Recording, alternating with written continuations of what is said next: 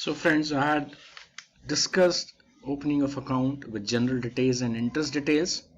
So we visited these two tabs, general details and interest details. Now we come into scheme details in this video. So again, more or less it is similar to your savings account. Charges allowed, yes. Nomination, depending if you want to nominate, if it is a proprietorship account.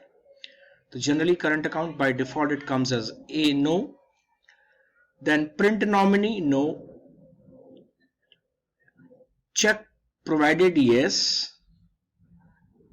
Debit balance limit 25,000. This can be increased or decreased or made zero as per requirement of the bank. Here we have taken as 25,000, means maximum overdraft that can be given is 25,000, not beyond that. So that depends on the customization of the bank product. So here again, sanction limit, this is for loan accounts. Expiry date, this is for loan accounts. Credit file number, this is for loan accounts. We shall not be discussing. We don't have to touch these fields here. Now paid check return frequency, leave it as it is. Select week, day, date, holiday. Don't change anything here, right? Account balance indicator, scheme, radio button has to remain at scheme, because as per scheme code interest will be charged in this account. Interest method, end of day, EOD, clear balance. That's how it should work here. I hope I'm making it very clear when I'm going through all these things. I think you'll be learning quite a lot many things. So we have discussed these three tabs here: general details, interest details, and scheme details here, right? So I hope now you are able to see me also, because I thought it will be more better if I use my voice. Hope you are learning something of useful for your career, for your enhancement in your banking life, banking career, and that will give you more results, better results while working in the branches. So this I told you, we have visited general details tab, interest details tab, scheme details tab, nomination if it is Y, otherwise no, you don't have to visit.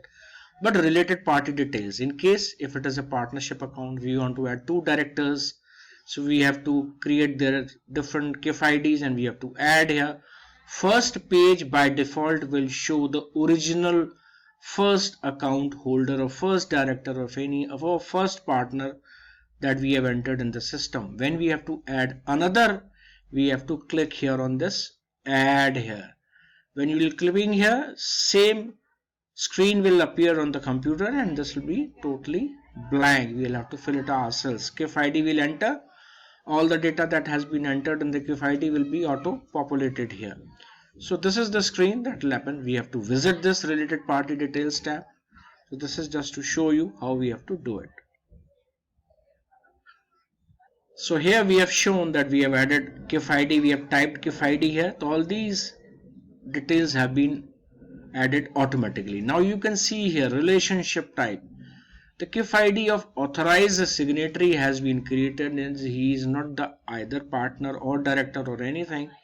He is just a authorized signatory in a current account. So we have to create a KIF ID, we have to add his details in the system also. So we'll be entering here after clicking this add button here, right? Remember this?